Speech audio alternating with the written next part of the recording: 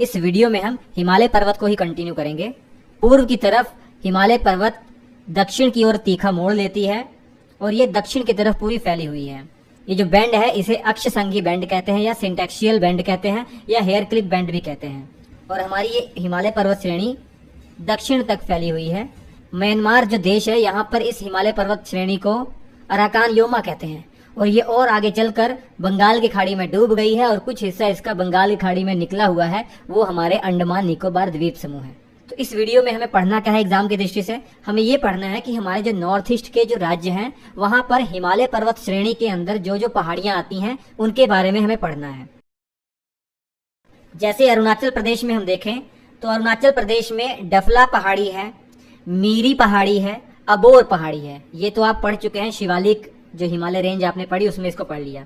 इसके अलावा मिशमी पहाड़ियां हैं, पटकोई बूम पहाड़ियां हैं।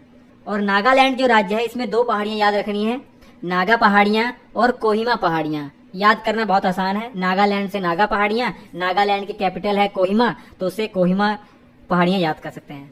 मणिपुर में दो पहाड़ियों के बारे में याद रखना है, मणि पहाड़ियां और लेमाटोल की पहाड़ियां। ऐसे ही त्रिपुरा में त्रिपुरा पहाड़ियों के बारे में याद रखना है। मिजोरम के अंदर मिजो पहाड़ियों के बारे में याद रखिए। असम के अंदर देखिए दो पहाड़ियां बहुत फेमस हैं, एक मिकिर पहाड़ियां कई बार परीक्षा में पूछा गया है और बराइल की पहाड़ियां। इसके अलावा मेघालय में आते हैं, मेघालय में तीन पहाड़ियों के बारे में याद रखना है, बहुत इंपॉर्टेंट है। ये गारो पहाड़ियां हैं, खासी पहाड़ियां हैं, जयंतिया पहाड़ियां हैं। याद रखिए ये हिमालय पर्वत का हिस्सा नहीं है। ये जो गारो खासी जयंतिया पहाड़ियां हैं ये हिमालय पर्वत का हिस्सा नहीं है। जो प्रायद्वीपीय पठार है ये उसका हिस्सा है। जो प्रायद्वीपीय पठार का वो हिस्सा जो मेघालय में है, जिसे शिलोंग का पठार या मेघालय का पठार कहते हैं, उसका ये हिस्सा है।